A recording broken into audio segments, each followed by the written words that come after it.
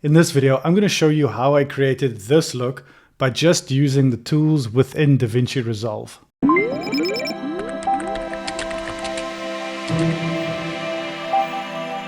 We've got our hero shot here. This girl drawing on her face. See, my node structure is very simple, just a contrast, balance, and a secondaries. And on my timeline, I've got my omniscope, scopes. I have my CST, because this is shot in red. So all these are red. My color space that I'm working in is red. So I just need one CST, changing it from red to Rec 709. Let's have a look at creating the look. I'm going to create 1, 2, 3. I'm going to create a compound node. We're going to call this look, and inside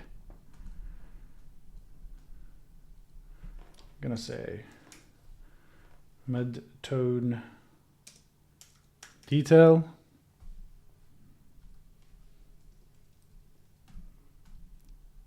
And this will be the shadows and the highlights. And this will be Film Look Creator. This is Davinci Resolve 20. I'm not sure if they changed this Film Look Creator, but I swear it's better. Because instantly, I played around with a few looks. I think this looks really nice. You go cinematic. You take off this film gate. I don't know why this is here. And just see what that does from here to here. I already really like what this is doing. I'll take off the vignetting.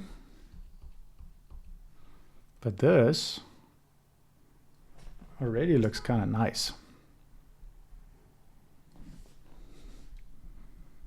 Let's rename that to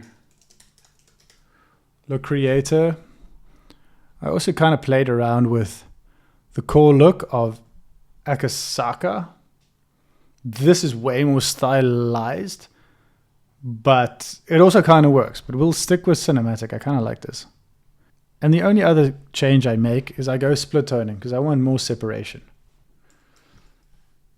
And how I do that is, if you don't know what split toning is, it means like you introduce colors into your shadows and your highlights. I go amount as high as I can. I like to use blue and yellow because the highlights are also going to affect her face. And I like blues in the shadows. And then once I have the angle right, I just pull down the amount to a point that I'm happy with. And that's kind of nice. Now that I have my look, you'll see with a lot of like cinematic shots, although the image feels dark, you can still see detail in the shadows. What I'll do is I'll pull up the shadows and I'll push down the highlights.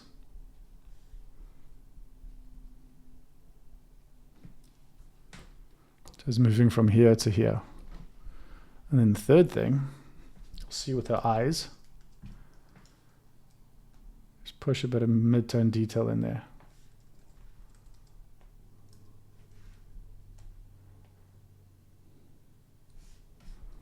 So from Rec 709 to here, I really like what it's doing.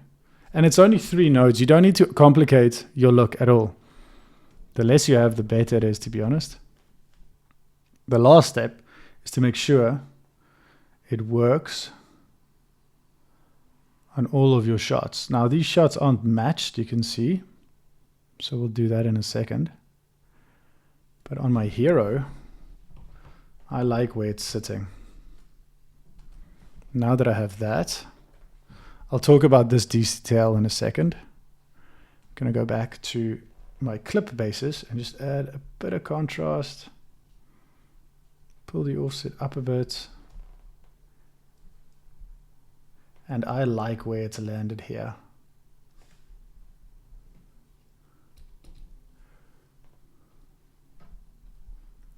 Yeah, so we went from here to here. Nice. Now let's see if we can match the other shots. This DCTL is from Stefan. I really like this because it helps me, A, to see what it looks like if the video is going to be on YouTube, and B, matching it helps a lot. And what it does is, if you add this DCTL, it creates a frame around your shot so that when you jump between clips, you can kind of see if it works. This is free, by the way, and I'll put a link to it at the bottom of this video. So once we have that, let's go here. I think it's a balance issue. I'll go green, add a bit of temperature. Go in my contrast node, remove a bit of saturation, maybe. And now I'm literally just going off my eye, just to see if we can get it in the same world. These are very different clips, but just to get that feeling. If she's inside, they're outside. We'll kind of do that. Just playing with the offset and the contrast here.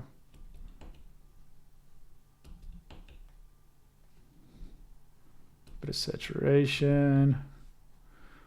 That kind of works. And I'll go here. These two, I'll decrease the contrast of this shot, increase the saturation a bit until it kind of feels similar. And then I'll just go back and forth here just to kind of and tinker with it a bit until I'm happy with it. Bit of contrast.